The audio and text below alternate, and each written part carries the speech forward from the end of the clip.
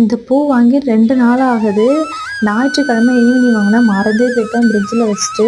அப்புறம் பூ கட்டலான்னு எடுத்து பார்க்குறேன், ஃப்ரிட்ஜு ஃபுல்லாக ஒரே ஸ்மெல் அடிக்க ஆரம்பிச்சுட்டு பால் ஊற்றி அப்புறம் ஃப்ரிட்ஜ் எல்லாத்தையுமே அரேஞ்ச் பண்ணி எல்லாத்தையுமே ஒன்று ஒன்றா வாஷ் பண்ணி வைக்கிறதுக்கு கிட்டத்தட்ட 3 மணி நேரம் ஆயிடுச்சு. என் பொண்ணு பார்த்தீங்கன்னா காலையிலையும் ஈவினிங்குமே செடிக்கு தண்ணி ஊற்ற கிளம்பிடுவா. கரெக்டாக நான் மறந்தாலும் சரி அவளே என்னை கையை பிடிச்சி கூப்பிட்டு போய் செடிக்கு தண்ணி ஊற்ற ஆரம்பிச்சிட்டா. அப்போலாம் காலையிலே எழுந்திரிச்சு கடை சேமியா செஞ்சிருச்சு. அப்புறம் மேலே தக்காளி சாதம் தான் லஞ்சுக்கு வந்து நான் கொடுத்து அனுப்பிச்சிட்டேன். அதனால் சமைக்கிற வேலை இன்னைக்கு ஃபுல்லாகவே கொஞ்சம் கம்மியாக இருந்துச்சு. வேலையெல்லாம் முடிச்சுட்டு கொஞ்சம் ரிலாக்ஸாக உட்காந்து ஒரு காஃபி குடிக்கலான்னு பார்த்துட்டு காஃபி போட்டு குடிச்சிட்டு உட்காந்துருந்தேன். அப்போ என் ஹஸ்பண்ட் கால் பண்ணி என்ன செம தூக்கம் போலன்னாரு.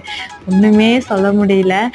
என்னதான் நம்ம அவை சண்முகி மாதிரி வேலை பார்த்தாலும் சிங்கில் 2 பாத்திரம் கிடந்தா போதும், வீடு கிளீனாகவே வச்சிருக்க மாட்டேன்னு ஒரு பேர் வந்துடும் நமக்கு. இது வந்து என்னோட அனுபவம். உங்களுக்கு எப்படி கமெண்ட்ல பண்ணுங்க. பாய்.